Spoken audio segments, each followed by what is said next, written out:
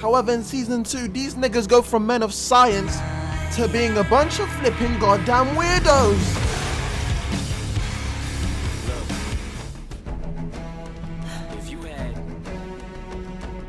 Sorry to say, you've grown a bit predictable. Listen, while you were gone, I saw someone. Kate.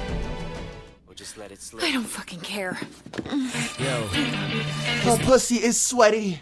You stupid bitch. Knees weak, I'm vomiting already. Mom's spaghetti, but she keeps on forgetting. All the time she used to get beaten up, and she keeps going back to this stupid slut. One-eyed little bitch. I swear to God, I'll rewind and get this shit out of here. Wait. Maybe I'm being dyslexic. Maybe there's beauty in this bullshit. Let me calm down.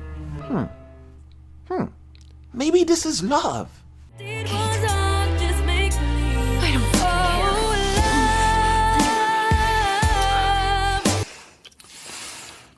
Wait! My common sense is tingling. Is this love, or is this scandalous sex in a jail cell? Is this love, or is she neglecting her sister? Is this love, or is Caitlyn an idiot? Is Caitlyn an idiot, or is she a fuck boy? Is she a fuck boy, or is she a whore? Is she a whore? Or she's something much, much worse? A shit character.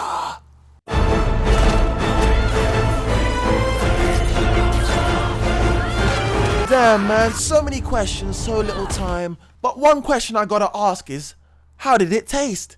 Like, did this bitch even have a shower? She's on duty. Oh, the misery. Why am I such a hater? Look at the eye contact. This is something you can only get in the wild, bruh. Look at her laid back eyes. She doesn't even smoke weed, bro. It's literally like she's saying, welcome to the Krusty Krab. May I take your order? And not only does she give her the Krabby Patty, she gives her the fucking formula. The lesbians. Everybody wants to be a flipping lesbian. Like, how am I supposed to add these sexy women to my elite harem, bro, when they won't even let me pipe?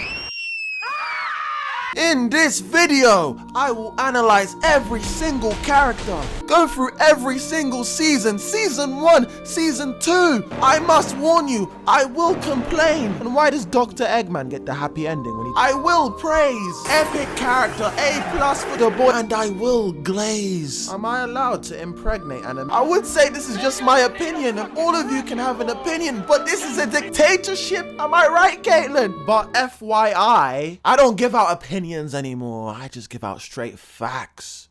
Yo, Kato, why are you making a video like this? Because I'm different. I'm smarter. Because I'm better. I'm better than these niggas, bro. I used to hide my opinions in the shadows, but when I saw that sex scene, I had to step into the light and grow a pair of balls, which is quite ironic because as far as we're aware of, I don't think these chicks have any balls. But I digress. My balls grew bigger than China. My social credit score higher than ever. Don't you get it, you bum ass nigga? Only I can save you two. Masterpiece, trash, everybody's lost. Then Pi, how are you gonna save you two? By speaking nothing but facts, nigga. I will use the power of this green goblin called Yoda to bring absolute wisdom amongst the Arcane fan base. But it's not enough to be wise, I have to be aggressive. I will also channel the power of this bitch nigga Anakin Skywalker. I will be ruthless because I won't just attack the woman, but the children. The children too, bitch. During this period of channeling, I will also fuck Doja Cat. Yeah. Why? Well, why the fuck not? And through the power of these three, I can give to you the greatest Arcane review analysis in human history.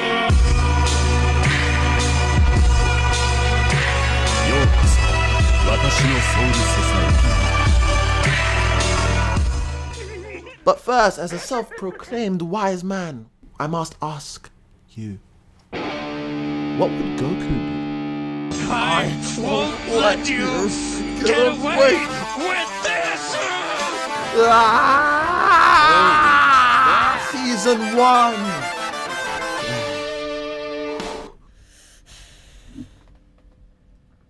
Was made! Wait! Season 2 was better. Wait, before you hoodlums shoot me, give me 5 seconds to explain.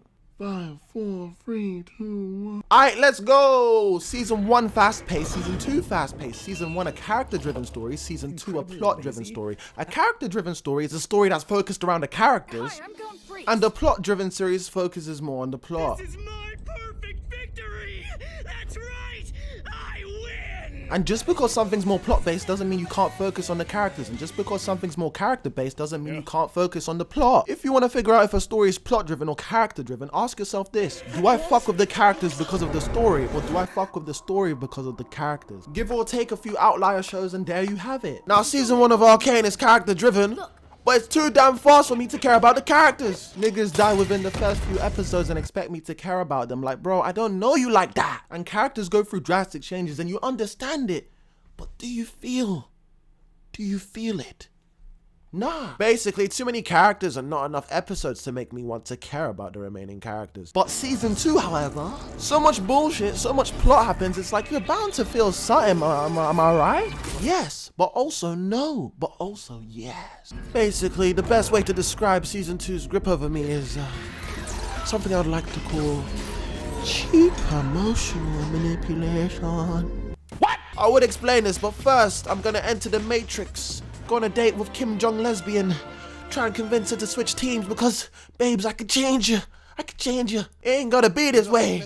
Your dumbass can't even be a dictator properly. I could do it. Damn, I'm so mean these days. Fucking hell. How can I save this video? Jinx! Painted sound blue, rays all around you. The problem child, literally Season 1, making mistake after mistake after mistake. I was starting to think she was the mistake. Like literally, if I was at the orphanage, would I sign her adoption papers? Why did you leave me? Away!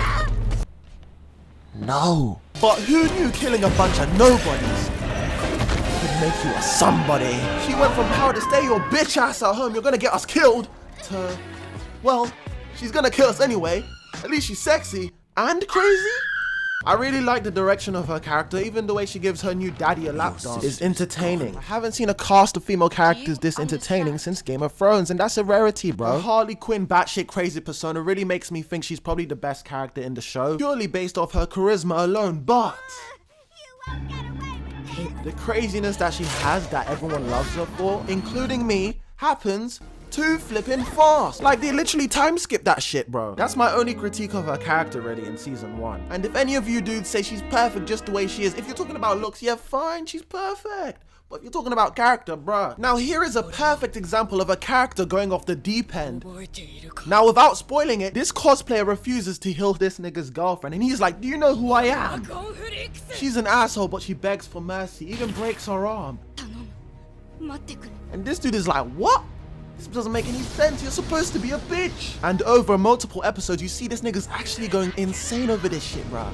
Like, why is this cosplayer being so human? Yeah, this shit make no sense. This shit literally drives him mad, and you don't just understand it, you feel it. Then afterwards, he becomes a bodybuilder. But, Jinx, yeah, I understand why you went mad, but I just don't feel it because you didn't spend enough time on it like Hunter x Hunter did. But Arcane Season 1 is a 7 out of 10. I know I said it was mid, but I just couldn't think of another word that was more infuriating. Mid.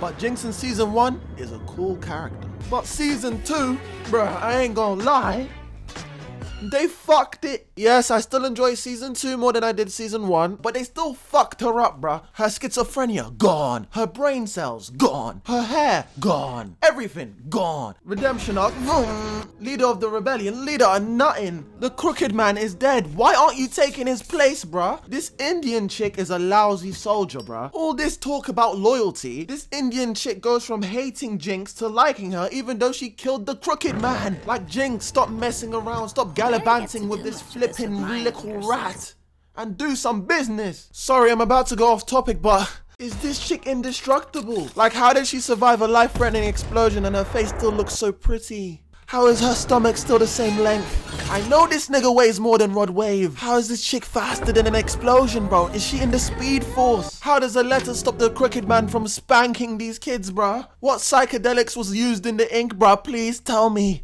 Not gonna lie, sometimes I see a plane in the sky and I close my eyes and it disappears. Everything might have been different. When I see this letter, I close my eyes and then I throw it in the bin. How did this nigga know it was Jinx under the mask? Like everybody gets X-ray vision these days. How did he know she was sexy? Actually, I can explain that one. One word, 2 syllables. Oh, rah. Taste of your lips, I'm all around. Your toxic, I'm slipping. Even though they did flush a few characters down the drain, the plot did give way to some epic moments that made me actually feel like, damn. Some moments being better than anything in season 1. And that's why I like it more than season 1. Takes pics with the cherry red lipstick. Oh my god, it's worse than we thought. They made her emo! I fell in love with an emo girl. Season 1, not gonna lie, she looked like something I needed to apply baby wipes onto to remove off my industrial warehouse boots. But who knew puberty could make you the ultimate lesbian hybrid? She literally looks like Ruby Rose combined with your average gym influencer who claims they're natty. Damn. And she had the best fight scenes as well. She was piecing everybody up. Boom, boom, boom, boom. Superman punch, are you for real, bro? Season 1, I did like her. No matter what BS she goes through, she still manages to be the same character, which I do admire. Some people become crazy. Sheesh. Like her sister. I'm not that crazy. Both her parental figures get sent to the afterlife. She then goes to jail for 7 years and gets a bunch of shitty tattoos. But even after all that bullshit, after all that change on the outside, she's still the same sweet little caring girl on the inside. And that's like kind of cool, you know? And 2 of my favorite moments in season 1 are based completely around her. One of them being when she reunites with Ekko after 7 years, and the other when she reunites with her sister Jinx after 7 years. To be fair, the only real critique I have with her is to relax with the goddamn middle finger, bro. You can't do it like me. But on real, I just think she forgives people a bit too quickly. Her sister boom booms everyone. And 10 seconds later, she's already begging for powder like some cocaine addict. And I'm sitting here like, bro, she just laid you niggas out. Like if my sibling exploded my family members, bro, I can't lie, bro. I have to put that nigga in a spliff, bro. No mercy. And then after a few years, I'll come to my senses and I'm like, sorry I kicked your ass right there, bro. You did kill our family. But still, yes, I know the boogeyman was gonna take her, but still, bro, I can't help but put myself in the situation. Because of how quick it is, it makes the situation seem like it's not that big of a deal when actuality it's a very massive deal. But hey, I guess she's just a forgiving person. If I was to improve the scene, I would make Vi for a few hundred more punches in Powder's face. Throw a few more Mike Tyson uppercuts, maybe a bit of hair pulling, a bit of curb stomping to the ground, you know what I'm saying? And then you can drown the bitch like Vanda did Silco.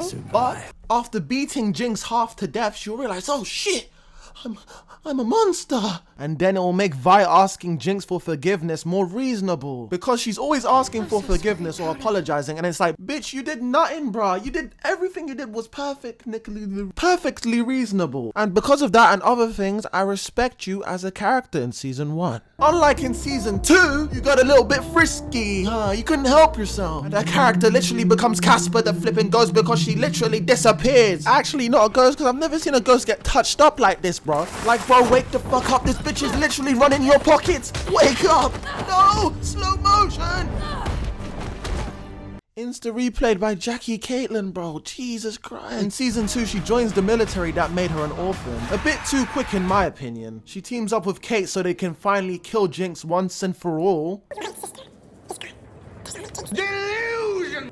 You'd think this chick had malaria with the bullshit she's vomiting out her mouth. Caitlyn, you donkey, how could you believe this shit? She's obviously capping. Because this chick is a pussy. I mean, she eats pussy. I mean, she's such a caring person. This, in my opinion, is probably one of the best moments in the show because she's like, aw, should I kill my sister because she's crazy? Or should I give her another chance? Glad it's you. She has a kid now. She might change. Even though it's a very forced character moment where they're trying to make Vi forgive Jinx, I like it because I'm a sucker for self-sacrificing idiots that don't even know what the fuck they're doing. But hey ho, I still like this shit a lot. Kale, I thought you said you hate how people forgive quickly. You see, you're right. I'm actually a hypocrite. I'm actually turning out to be like this chick. Signing up for. One dead kid. There's hundreds more where he came from. Hey, get away from. She's a child. But Even though I'm a hypocrite, I'm also a wise man. And as a wise man, I can only say this. Shut up, bitch. I can like whatever I want. But on a real, if you make me feel something, I can ignore the facts and logic behind your scene. I like it enough to the point where I can even ignore the dumbass fight scene. If I should be piecing her up, her kid self even has a higher score than this chick. Like, did she forget she's a butch lesbian? Like, stop nerfing yourself. Even though we all know you could have crushed her flipping skull in, but hey ho, you're literally reminded at this moment that she's just a plot device for Jinx and a plot device for her girlfriend Caitlyn. Like, does she even have an identity at this point? No! Yes, that's if you think emos have an identity. Monster, how should I feel? But, fortunately or unfortunately, her father comes back as a wildebeest. It can't be a werewolf because there's no flipping full moon. I thought people understood this. Anyway, off topic, Vander was like the Ned Stark of this universe, the most honorable man. Instead of being treated with respect and integrity, he's treated like a stripper who forgot to pay her pimp. Literally getting bitched around left and right, and Vi suffers the most because of this. And it's like, stop, he already dead. So what happens is he dies, and then she cries, and then he dies, and then she cries again, and then he dies, and then she cries, and then she's sidelined for the entire story. But don't worry guys, all is well because she gets to eat the shit out of Caitlyn. Even though her sister disappears, she still eats the shit out of Caitlyn. And I'm like, bruh, I completely understand. I would do the exact same thing. I would definitely eat sweaty, filthy, fishy pussy over saving my goddamn sister.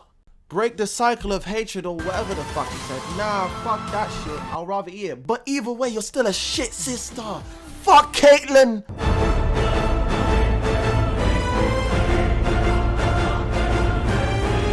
I've never seen someone go from being kind to a dictator to kind in the span of 3 episodes. It's like, bro, if Joseph Kony did this shit, you'll be like, oh, I'll be damned. And I know there's some goddamn hooligans in the comments being like, oh, why do you hate Caitlyn, man? Now listen, son, I don't hate her. I just want to play basketball with her tiny brain. In season 1, Kate is just a nice, rich, compassionate rich girl who's just trying to make a difference out there in the world. And believe it or not, she actually cares for these underground sea urchins. Is it because of her new girlfriend or because she actually cares? I don't really know. But either way, I'm very indifferent towards her character because she never really had any moments I liked and she never really had any moments I hated. But in season 2, somebody said Gomu Gomu no bazooka and sent her mother to the afterlife. And she's like, what? Fuck these dudes. Fuck these niggas. You think this moment's gonna make her a great evil character or a character that actually experiences trauma for once? Well, surprise, surprise, she just becomes an idiot that doesn't know what she wants, and she suffers zero consequences for her actions. Does she want to kill or capture Jinx? Fuck no, bro, because why would she bring her flipping sister with her? Conflict of interest. If you really was about that life, killing Jinx, the one that killed your mother, even if this chick said she was prime Megan Fox, you would never bring her along, bro. You flipping horny pig. And even then, you had the chance to kill her, don't lie. You can shoot a gun in between Vi and the kid, but you can't blow Jinx's brains out? Even I could blow Jinx's brains out. But on a real, what the fuck does that even mean? Selective shooting, bruh. Fake gangster. And guess what? She ends up forgiving Jinx. Jinx, the one that bodied her mother. Bazooka, the one that flipping blew up her friends, her co-worker, her colleague, her superior, while laughing. Forgiveness? Does that make any sense to you, my guy? Niggas have done more for less. Especially this nigga. Without spoiling it, this nigga's auntie gets captured by a bunch of freaky ass aliens. And they kill his entire clan. And it's the main driving force of his character, and he won't stop until he gets his revenge. No forgiveness here, bro. He doesn't care how many times the character saves him, he will get his revenge. Fuck your forgiveness, Caitlyn. Oh, I'm just tired of being angry all the time. Shut up. Jinx should have been the main driving force of Caitlyn's character. The whole Piltover versus Zorn bullshit. No forgiveness, bruh. Just straight war. If you think I'm chatting shit, ask yourself this. If someone bodied your mother, are you really gonna forgive them? Are you gonna spare their life? Are you gonna release them from jail? Like, are you watching Disney Channel, guys? Literally, if I wrote this story, none of that open ending crap, I'd write it to the point where neither can live while the other survives. Therefore, Jinx or Caitlyn must die. Instead, Jinx turns herself in, goes to jail, gets released from jail by Caitlyn, and decides to blow herself up. But you'd think she would blow herself up before going into prison, but I guess seeing her sister just stirred up some emotions. Afterwards, Jinx disappears from their lives. Caitlyn gets to fuck Vi all day. She gets the happy ending. Even though she gassed these niggas like it was 1942, bruh. She's literally choking these niggas out. She declares martial law. She becomes a dictator, a war criminal. She allows a foreign entity to infiltrate the country. Listen, I don't care that she does this shit, bro. It's just the fact that nobody acknowledges it. And there's no consequence. The dumb bitch can just go and fucking shoot someone in the leg and then she can get her pussy eaten the next day. It's not fair. They threw Maddie under the bus because they knew Caitlyn was being a bitch to her, so they're like, fuck, shit, we can't make her look bad. Let's make her a traitor. Wait, let's make her say something stupid. Wait, something lesbian-y. I did appreciate your warmth. Yes, now let's kill her. Like she wasn't irrelevant enough. I'm tired of seeing these irrelevant niggas die. I'm like, bitch, nigga, get off my screen. Like, can someone tell me this fish's name? Please, I need it. Psych, I don't care.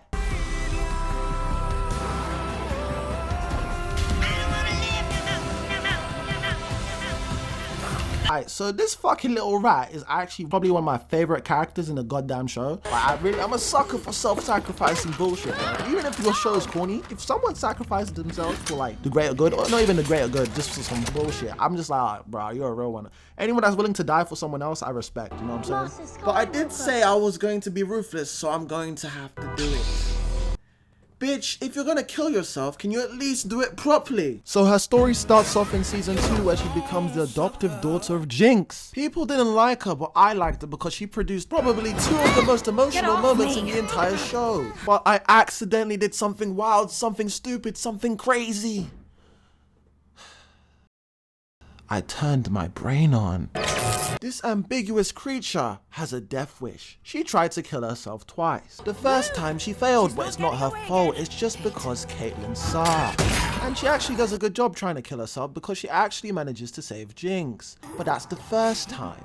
The second time, I'm not gonna lie, I think this chick wanted to be a hero, but she didn't process her surroundings. Like, I don't know if it's the 7-year-old brain, but bitch, did it look like anybody was going to die? You killed yourself for literally no reason. She was out of the way. You see, now you got everyone thinking you're a plot device. To anyone that wants to kill themselves in future for the ones they love, don't worry, I got you. I'm gonna show you how to go out in style and with common sense. I really hope you've played Detroit Become Human, but either way, this android is about to jump off a building with this kid. You have to make the choice to sacrifice yourself, and it's pretty obvious this kid is going to die. If you suck at the game and get this far, you basically have 2 choices.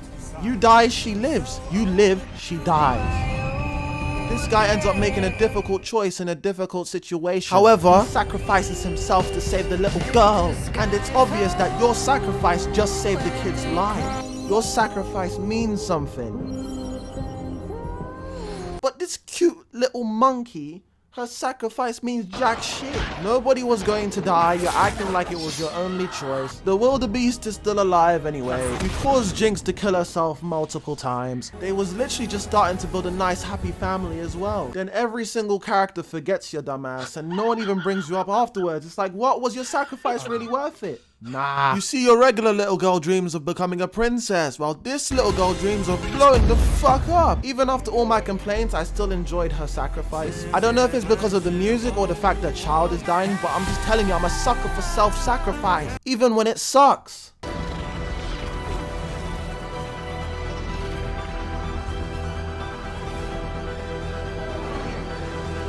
On my life, on everything that I love, I thought these niggas was gonna kiss, bro. I already had the book planned out. 2 gays lost in space and time. I literally started seeing things. I was like, is this nigga gonna kiss? Is that nigga gonna kiss? I'm like, bro, what the fuck is happening? The bromance in this show is weird. I see why there's hella fan fiction, bro. Potential sequel to my previous book, 2 Victors, 1 Jayce.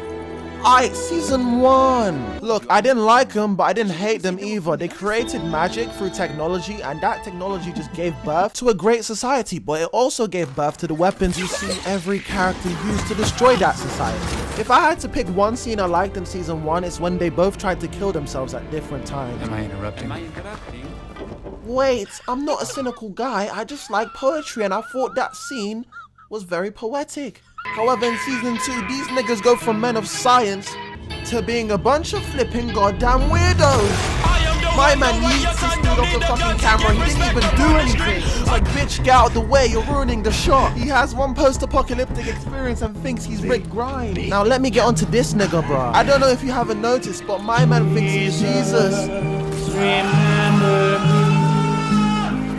Well, I'll be damned. Who me helping out a couple of drug addicts could get you a legion of dick riders. Next time I leave my house, I'm going to head to Skid Row and start dishing out hella medkits. And if they don't bend their goddamn rusty knees, I'm gonna take whatever pocket change they have left and just slot it in a random vending machine. But on a real, I never really liked this guy's accent. It kind of reminded me of them Polish Russian warehouses I used to work in. I understand Kurva. I understand it But now. I honestly did not understand this guy's development. He wanted to save the future, the crustaceans living in Zorn. Instead, he became a shitty Jesus that can't even heal people properly.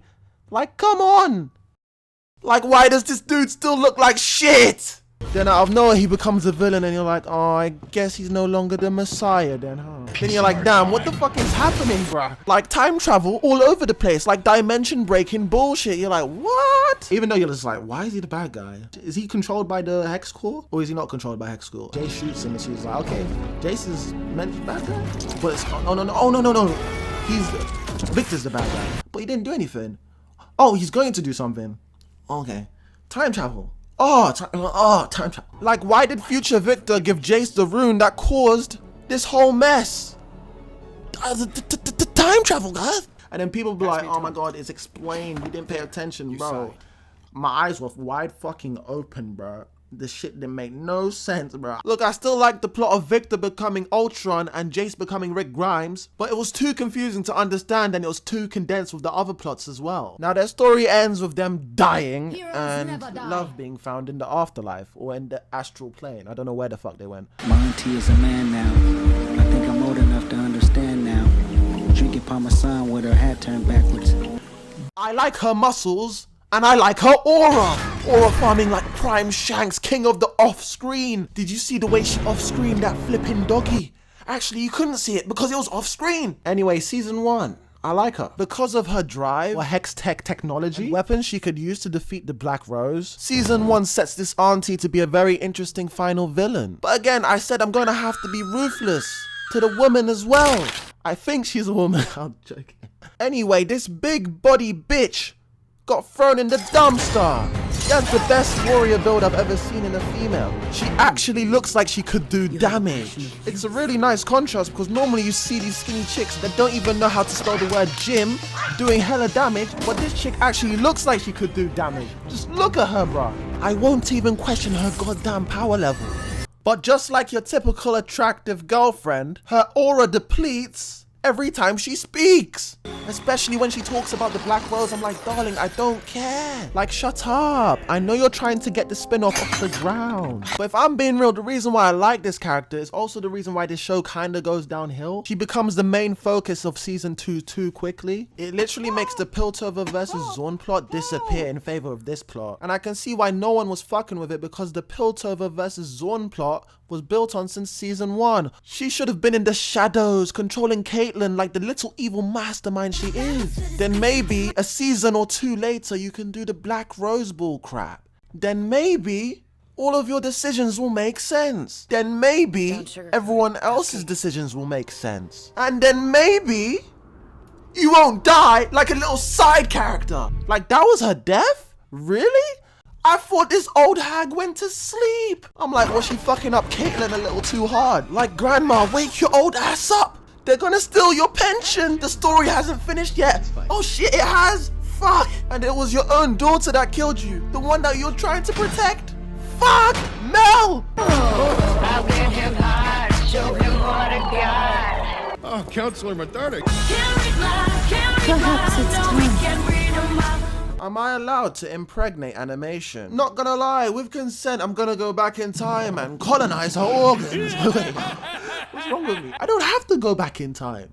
I can do it now. Don't get me started on this chick. This chick is so sexy, bro. Not as sexy as Jinx, but still sexy. I beg your But pardon? if I'm being honest, No matter how sexy she was, I was not even the slightest bit interested in her character. I was mainly only interested in her sex appeal. Try and call me shallow, I'll just let you know. I have a bunch of niggas stationed at your house. Season 1, she's very good at blah blah blahing and manipulation, so pretty much your standard politician. In season 2, she becomes something I would like to call a... Witch.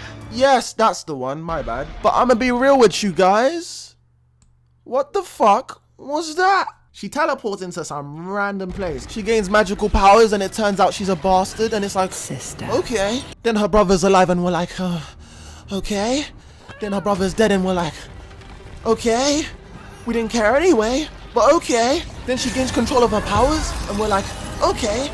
But then she goes toe to toe with her mum and we're like, okay. But this is bullshit. Like, how are you mastering your powers this quickly, bro? Where's the training arc, bro? Make it make sense. Does anyone hear an echo in my mic? No? Elite segue, bitch ass nigga. Oh, look who it is. The boy chef, y'all. I'ma have to say it. Please. The best episode in the season. The best episode in the show. The best character. Hold on, let me cook. Season 1. He was just a small, scrawny little African child trying to find his way in the world. Adopted by the white man just for the white man to just die. All his friends gone. But then he became Killmonger. B-Bombe, leader of the Firelights, cuz, saving lives. You can't tell me this nigga ain't lit, bruh. Now, but I do have to say something and it's probably gonna make you hate me. That bridge scene was weak. My main problem is that Caitlyn... Oh, why do I keep saying Caitlyn? My main problem is Jinx and Ekko never even interacted before the time skip. And even after the time skip, they shoehorn a bunch of montage into this scene. The scene is still cool, but it could have been way better if they relaxed on the montage crap and just added an extra scene or two in the first episode with Ekko and Jinx. The actual scene only lasts 4 seconds if you ignore the montage and the slow motion, because they want to be like, oh my god, in League of Legends, I can 4-second rewind. Like, bitch, get your nerd ass out of here. And if you think I'm capping, you're the same niggas that complain that season 2 has way too many montages and slow motion, when in fact this scene inspired all that shit because you like this scene so much. I'm done complaining. Season 2. Imagine Chris Brown goes from knocking the shit out of Rihanna to being zapped to an alternate dimension to fall in love with Rihanna all over again. Did you just throw that? You'd think that shit is impossible. You're crazy, but the show actually does a really good job of doing it. Please go change before the party. And it becomes the best episode in the season and my favorite episode in the show. Even though they should have had way more positive interactions to make this shit more believable. Hatter's gone by. All that's left is Jayce, and she belongs to You're Satan. wrong. She's still in there. You wanna know why it's so good? It's because it's slow, it's slowed down. Everything else was like a confusing bundled mess, like blah, blah, blah. You're just like, what the fuck, where am I going? But this was really slowed down and down to earth, and I really liked it. As much as I don't like time travel or multi-dimensional bullshit in shows, it's kind of funny because you could only get a moment like this that brings you back to season 1 from time travel and multi-dimensional bullshit. Now, where was we? Let the fan service begin. She's strutting herself. My man catches a whiff of her scent. Makeup on fleek, eyebrows on chic. I don't know how these chicks say it. He remembers he's no longer Killmonger. He's ASAP Rocky. He puts the drink down because he's no longer thirsty. He's hungry. Baby, mommy. It's not. I don't know, the Mexican rap or whatever it was fucking fire. I literally was like replaying that on repeat because it was like, damn, I need a girlfriend. Call 911. Also, the reason why I said this is the best episode in the show is because it's the only episode where the character goes from good to elite and stays elite. And I understand it and I feel it. This guy sacrificed it all. He could have had the petite white girl of his dreams, but he was like, nah, fuck happiness. How can I be happy when I haven't done what's right? I'm literally such a sucker for self-sacrifice, bruh. I promise I'll never forget this. You better not. I would have cried at this moment, but my testosterone was too high. Yo, by the way, guys, I'm not racist, but I swear to God, I thought this nigga was Miles Morales. I was about to be like, yo, Miles, what's your black ass doing? You're in the wrong universe. I know there's hella exaggerated swagger here, but can you get your black ass on?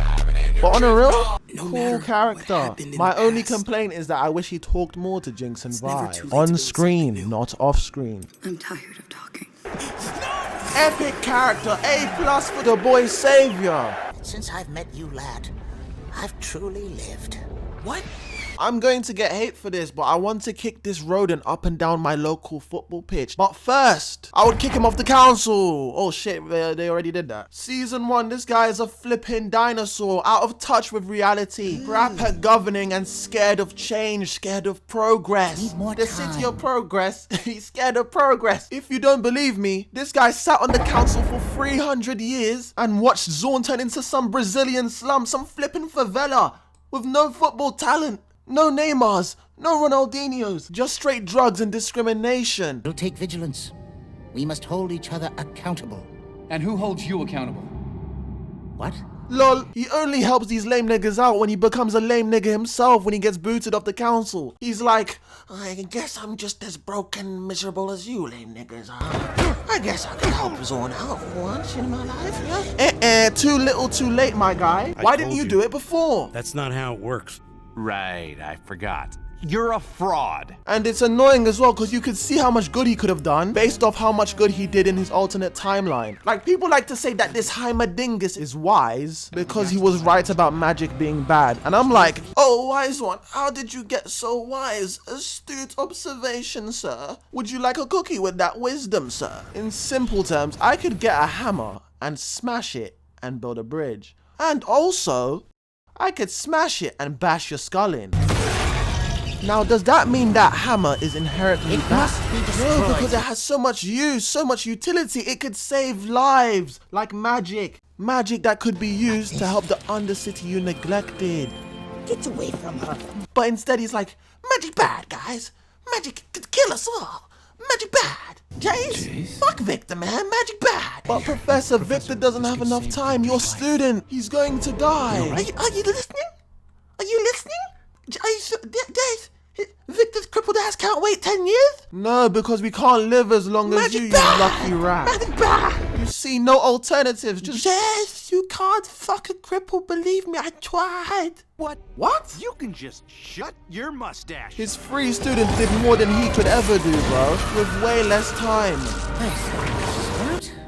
Your Hextech projects need more. I need you to get out now. My man thinks he's Yoda. To be fair, even though I'm hating, he did have a redeeming arc. He did help Zorn even though it's an alternate timeline. He did learn how to play the guitar well and become a funny man. He did sacrifice himself for Ekko, the boy savior. But I'm still gonna have to write rest in piss on his tombstone. Oh wait, where are my manners? This nigga's not gonna get a tombstone because he can't die. He's a fucking yodel. That means he never sacrificed himself to begin with. I would say spoilers, but this is the final season, meaning this is the end of the show. And why does Dr. Eggman get the happy ending when he caused the most BS? In conclusion, is this show trash? No. Is this show a masterpiece? Fuck no. But if I'm being real, it's a good show. Very innovative, must I say. The art, the animation is amazing. Almost every single frame can be used as a wallpaper on your iPhone. You see, I find it humorous. People will complain about the problems in season 2 and in the same breath ignore the exact same problems in season 1.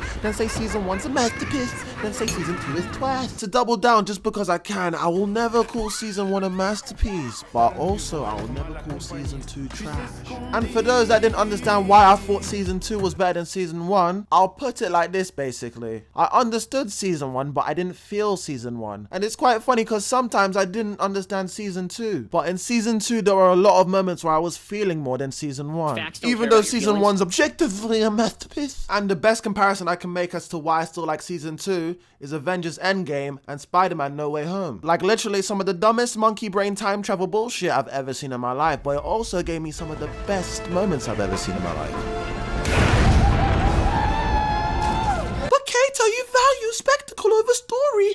Media literacy is dead. Shut up, nerd. I value whatever keeps me entertained. Like literally in season 2, every character almost died, tried to kill themselves, sacrificed themselves, or they just straight up disappeared. Or they just straight up died like a side character. Or they died and came back and died and came back and then finally died. It's like emotional manipulation at its finest. Look, to summarize, can you enjoy something and still critique it like a little motherfucker? Yes. Can you not enjoy something and still understand why people enjoy it? Yes. Was season 2 emotionally manipulative? Yes. Was they clip farming a bit too hard to get in them TikTok edits? Yes. Was there too many music videos? Yes. Are these niggas gay as hell? Yes. Is Caitlyn lacking in the brain? Yes. But in the pussy, can't lie, I can't speak for her, bro, you know what I mean? Do the writers suck dick? Nah. They put way too much effort to make their story as poetic and as nerdy as possible to make me hate on them too tough, so I'ma have to let it slide. I'ma have to let it slide. But Kato, they ruined my life. Newsflash, well, maybe you didn't have much of a life to begin with. Damn, I'm so mean these days. How can I share this video? Jinx! Hi. Trouble in It only takes a little bit of white brain to activate the cool chip in the average Negro. Yo, thank you for wasting 40 minutes of your life. I do appreciate it. Thank you, Arcane, for the cool lock screen. I do appreciate it. Thank you for 160 subscribers as well. I do appreciate that as well. Like the video so I can blow up. Like Isha. Yeah, sorry, bad joke. Yeah, peace.